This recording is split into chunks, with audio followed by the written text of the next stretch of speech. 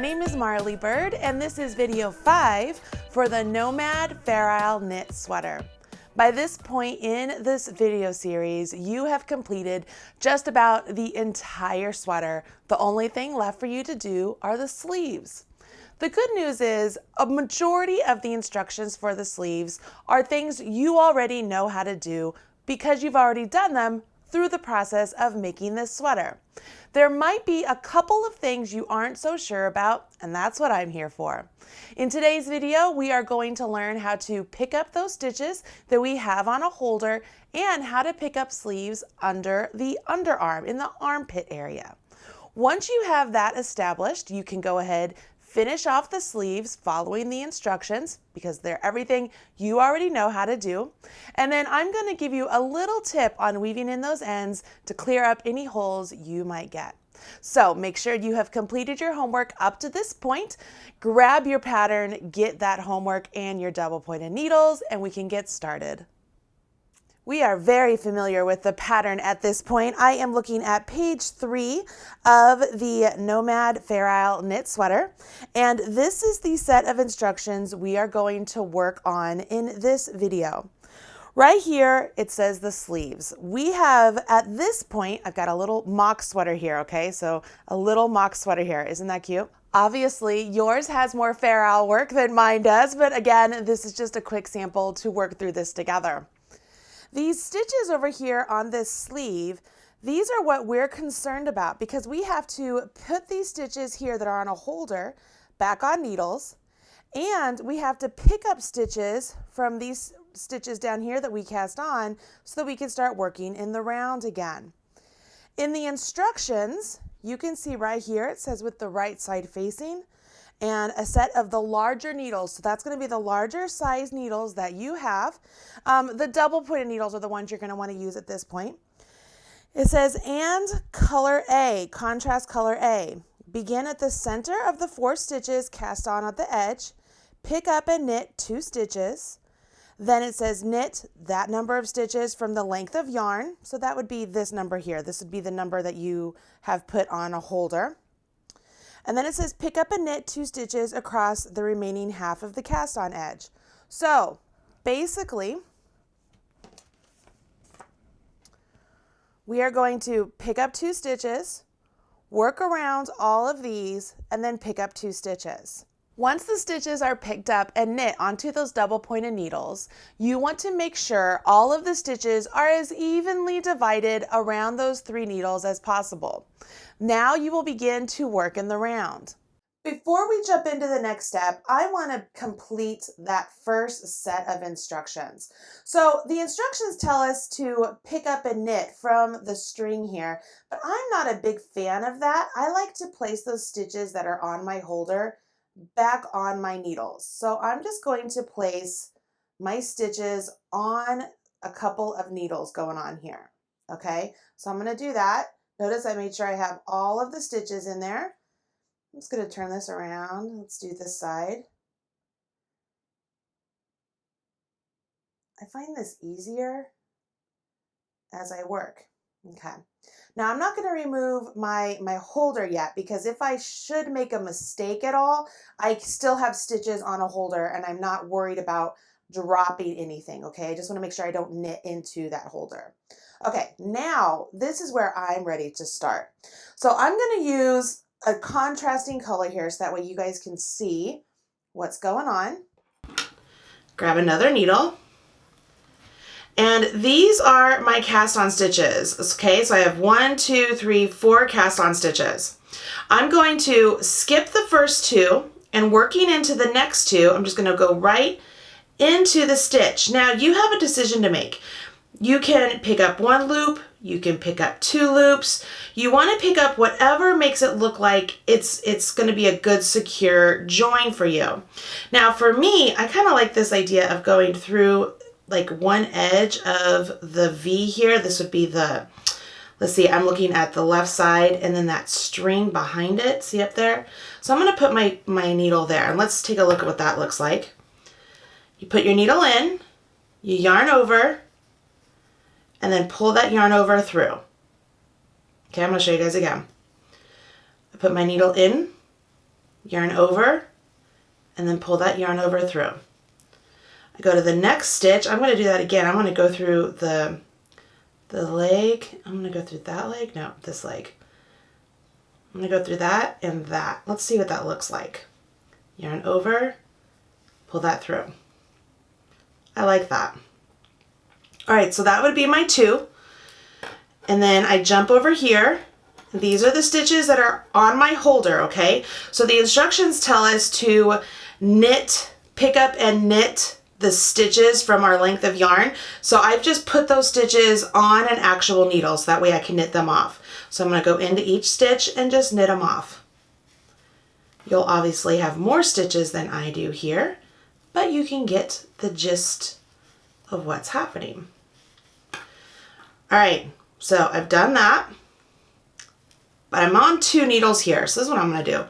I'm going to just slip some of these over to a 3rd needle, so that way I have them spaced out a little. Yeah, let's do that. I'm going to knit a couple of these onto here. This is just me actively trying to even out my stitches without having to do a lot of extra work. Okay, that's good. Grab my 4th needle, continue to the next needle. Oop, I knit into my, there we go. I knit into my scrap yarn there, and I don't want to do that. All right, so I'm at the end of all of the stitches that I had on a holder, okay? And I'm back to the start here.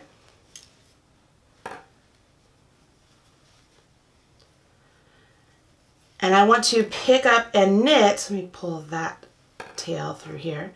I want to pick up and knit a stitch through this one and this one. So I am going to do exactly what I did before. I'm going to go to that there, and let me yarn over and pull through. I'm going to do the same thing here. I think I like the way that looks. I always play around with where I pick up stitches just to make sure what looks the best. All right, so that would be the beginning of my round because I have all of the stitches here picked up. So at this point, you could grab a marker. Let me see if I can find a marker here that's just a clip on. Here we go. I could clip on my marker, and I could actually click it just right here. I'm going to go underneath the stitch, just onto the actual fabric. So I'm just clipping that onto the fabric so I know that's the beginning of my round. Okay, so whenever I get back and I see that, I know I'm at the beginning of my round. And here's where I would just continue on. So I am very comfortable with all of the stitches on here. Like I don't feel like I need this holder anymore, so I'm going to go ahead and remove it. So I'm just cutting it, and I'm going to pull it out. Ta-da! All of my stitches are still in place. I can get rid of this scrap yarn and move on to the next round. The next round of instructions, it says we're supposed to knit around, and we're going to decrease either 0 for the smallest size, 4 stitches for the next size up, 2 for the next size up, 4 stitches for the largest size. And it says we'll do this evenly around. So we're trying to get down to this number of stitches. Well, you guys know how to do a decrease. That's relatively easy, right? So all we're going to do here is bring our work into action here. The instructions say she wants us to work around 3 needles. If you want to work around 4 needles, you could do that also. That's fine. But I'm just going to carry on with my needle right here and continue on. So it's the start of my round.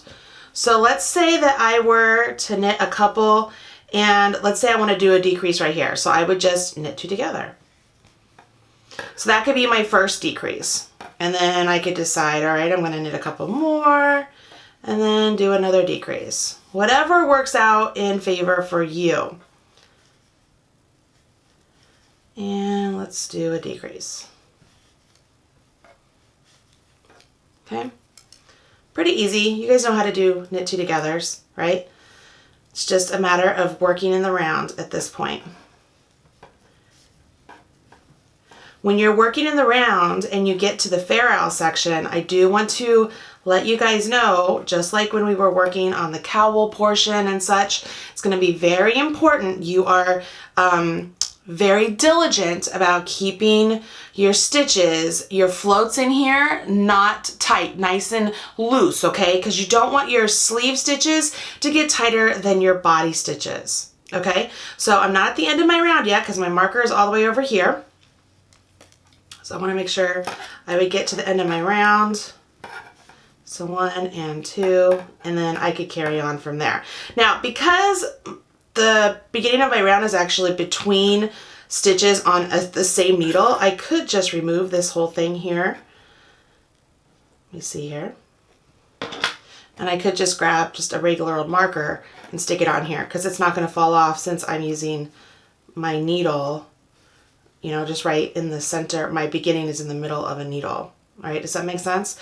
Does this make sense here? So then you would just carry on following the pattern, which let's take a look at the pattern so we can see what to expect. Once you've completed that round of either no decreases or decreases, depending on the size you're making, you would carry on and you'll work chart number 6 to the end of the chart. So here's chart number 6, and we're very familiar with that. We did that over here in last week's video, okay? So you will follow chart number 6. And it tells you have 8 stitch repeats and you'll get rid of your color A, and then you finish off the sleeve with your main color. It also says knit 4 decreased stitches evenly around. So you're trying to get down to this number of stitches. Again, that is so that your gauge from the Fair Isle matches your gauge for your stockinette stitch. Following that initial decrease, you will continue on. You will knit 6 rounds and then do a decrease round. You'll knit 2 together to start, and then you'll knit all the way down to the last 2 stitches, and you'll end with an SSK. Then it says repeat these last 7 rounds 5 more times. What you're doing with these 7 rounds is you're going from your larger circumference at the top of your arm, upper arm, and you're decreasing down to the smaller circumference as you get down to your cuff. So by working those decreases, you're getting down to this number of stitches. Then it says work even until work from your cast on stitch edge of the underarms is 13 inches. I will let you know that if you want to add more length to your sleeves, it is at this point you would want to do that. Instead of stopping at 13, you could go to 14. But I will caution you, following the 13 inches, you do have a knit 2, purl 2 ribbing that you're going to do until it measures about 1.5 inches. So if you continue this for 14 inches, your final sleeve length will be 15.5 inches. You see what I mean there? But I know that there are those of you out there who are interested in extending the sleeves. This is the point you would do that. You finish off with a knit round and then you cast off knitwise. Now, here's something to really think about, and it's the beauty of the way Gail designed this piece. By us picking up stitches along those cast on stitches right here on the body, we don't have to graft our 2 pieces together. I can't remember in the last video if I mentioned we were going to graft or not. I just can't remember. But by picking up these stitches, we don't have to graft our underarm together. However, you might find that you get a pretty decent hole at the point where you transition from where you've picked up your stitches and the stitches are on the holder, okay? And I want you to know that that hole there, that's on the sample too. I want to bring it over so you guys can see. It's not just you, it's the nature of working in this. Can you see that hole? All right, so those are the stitches that were picked up, and it's a pretty decent size gathering hole there that we could do. Now for me, if this were mine, if this were my piece, I would go in here and I would do what's called duplicate stitch to really pull that hole closed. Or the other thing I could do is I would pick up more stitches than the 4 here and then do an immediate decrease of those stitches to get rid of that. But because the pattern is not written that way, I'm not going to show that, but it is an option of something you could do for future patterns. You could pick up more stitches and then do an immediate decrease there to get rid of them. But because the pattern is written in this way, why don't we talk about how we could do what's called a duplicate stitch to get rid of these holes. This is a very common thing that happens when you pick up stitches and you transition into working on active stitches. You get holes. Just like if you were working on gloves, you can get holes in between the fingers of the gloves. And it's just the nature of the way the knit stitch is done up. So let's do this. I'm going to show you how I would do a duplicate stitch on the finished sample to close up those holes. Let's see how this works. What I've done here is I've taken a length of yarn, and I know this is a different color than the sample, but I'm doing that so that way you can see how this works. And I've just cut a nice length of yarn here, and I've threaded it onto a tapestry needle. I'm looking at the right side of the fabric, and I love to do this on the right side so I can see how the stitches really come together. And I will actually start with my needle on the right side, knowing that I will eventually tuck my tail in. Now I can see here that it's this stitch right here that is super stretched out. So let's simulate this stitch and this stitch and this stitch. We're going to close it up with a duplicate stitch. So I'm going to bring my yarn in from just over here in this corner, and I'm going to pop it up in between a stitch here. And I'm going to pull up a length. Now I will let you know, I will go back and weave this in. I'm just leaving it there for right now. And I'm going to follow this stitch that I have here. Let's follow it up to here and grab through that. And we're gonna come, this should follow here. You can see the yarn is split there. And that should follow back down here. Let's see, that comes back down here and it goes to here. So let's play with this a little bit. I'm gonna pull that through. Let's see. So if I hold that and pull that, all right, so that closed that up pretty good. Can you see that? But I don't like where this ended up, so I don't want that to go there. So I'm actually gonna pop that over here. Yeah, that's what I like. I like that over there.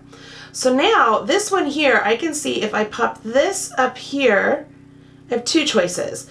I could follow this line and come this way, or I could follow this line and come this way. I think that's what I'm going to do. I'm going to come up here, and I'm just going to simulate a stitch here. So I'm going to come here, and I'm going to pop back down here.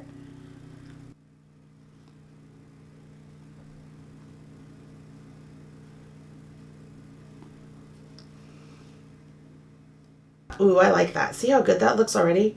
All right, so I'm going to pop this over here and there. Can you see how that string goes there to there?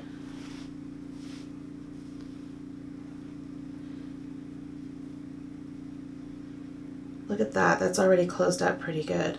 So if I come up here, I'm going to close this one more. Pull that snug, and that goes back down here. I'm going to pop that down there and then back over here because I'm going to come back over here. Ooh, that already looks so much better, right? But we still have this big hole here. So I'm going to come up between the one I just did. Remember, if these are all the same color, it's going to look much better.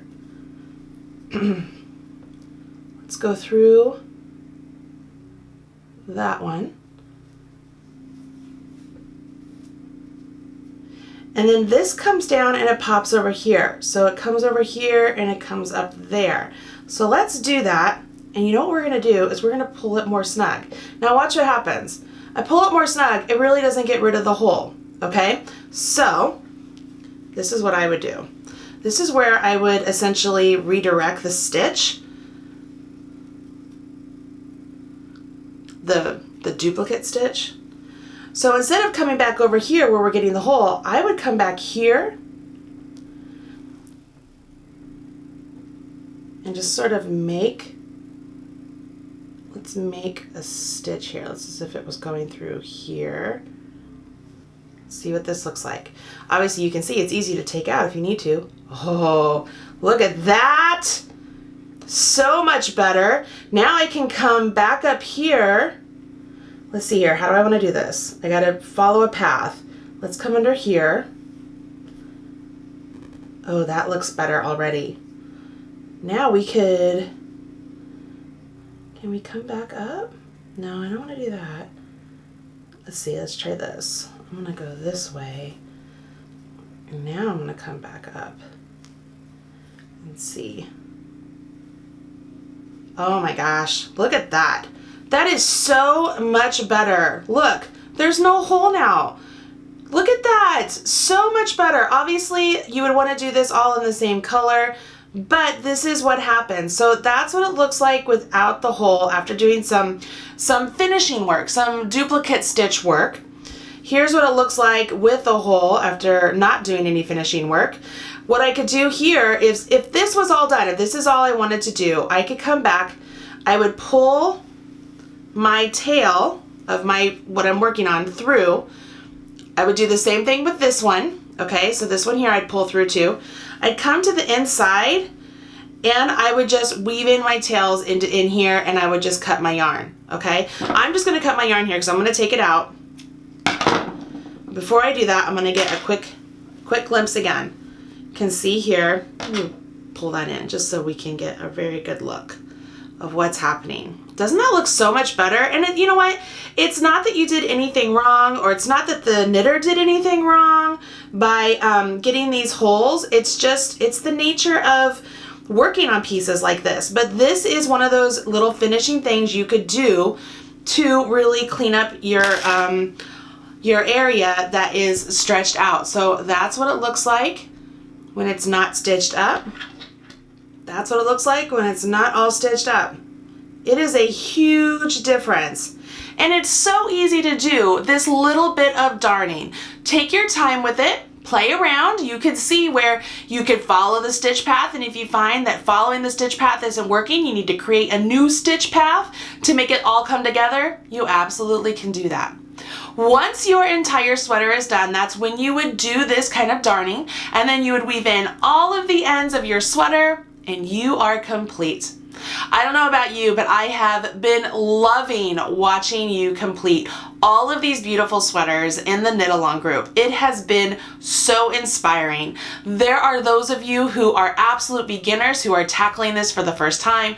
There are those of you who are experienced knitters who have never thought you could do a Fair Isle sweater, and you're doing it. It is super impressive.